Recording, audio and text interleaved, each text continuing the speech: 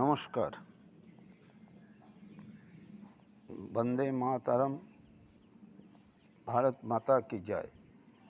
আমি doctor Jayanta Dutta, retired government officer. আমি আপনাদের কয়েকটা কথা বলবো। একবারে সব বলা যাবে না। আজকে একটা আয়াত নিয়ে আলোচনা করব, কোরআন। এবং হিন্দুরা জাগুন। হিন্দুরা না হলে আমাদের দেশের অবস্থা বাংলাদেশ পাকিস্তানের মতো হবে। আমরা এখানে থেকে তাড়িয়ে দিলে কোথায় যাব? শুনুন, আরব্য সাম্রাজ্যবাদ অর্থাৎ ইসলামের কোরআন হাদিসের নোংরা ও নৃশংস জিহাদের শিক্ষা। মূর্তি পূজকদের সম্বন্ধে কোরআন কি বলছেন মনে রাখতে হবে। হিন্দুরা মূর্তি পূজক। মন্তব্যগুলো সংস্কলকদের। সূরা 2 বাকরা আয়াত 193। আর তোমরা মুসলমানেরা তাদের অমুসলমানদের সঙ্গে যুদ্ধ করতে থাকো যতক্ষণ না ধর্মদ্রোহিতা, ইসলাম বিরোধিতা দূর হয় এবং আল্লাহর দ্বীন ইসলাম প্রতিষ্ঠিত না হয়। মন্তব্য হচ্ছে, এই আয়াতের অর্থ, যতক্ষণ না সারা পৃথিবীর সমস্ত মানুষ ইসলাম ধর্ম গ্রহণ করে, একজনও অমুসলমান পৃথিবীতে বেঁচে থাকবে ততক্ষণ অমুসলমানদের বিরুদ্ধে যুদ্ধ চালিয়ে যেতে হবে, যাকে মুসলমানরা জেহাদ বলে। এটাই ওরা সারা পৃথিবী জুড়ে করছে, যাকে অমুসলমানরা সন্ত্রাসবাদ বলছে।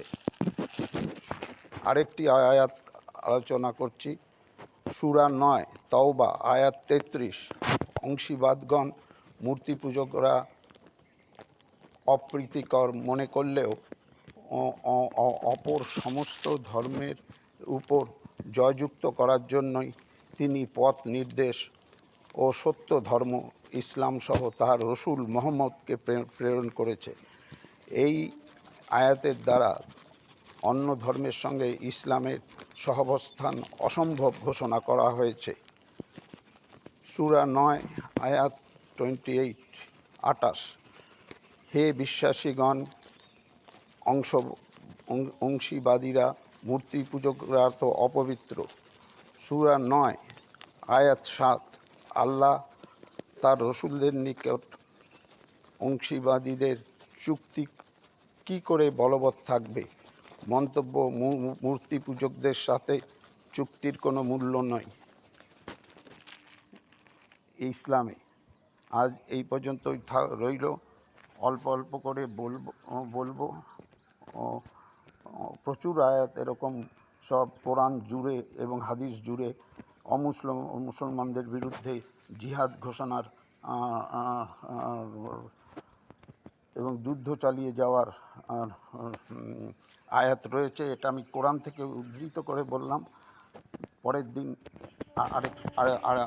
আরও কিছু অংশ বলবো। এরকম আমি রোজই প্রায় কোরআনের কোরআনের আয়াতগুলো সম্বন্ধে বলবো। হিন্দুরা জাগুন, হিন্দুরা একজোট হন, হিন্দুরা তা না হলে আমাদের দেব দেবী ব্রহ্মা বিষ্ণু মহেশ্বর, আমাদের যে পুজো আর্চা করা সমস্ত বন্ধ হয়ে যাবে। আপনাদের সাবধান করছি। আমি নিজেও প্রচার করছি, আপনারাও প্রচার করুন।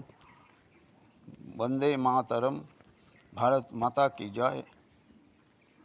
জয় শ্রীরাম।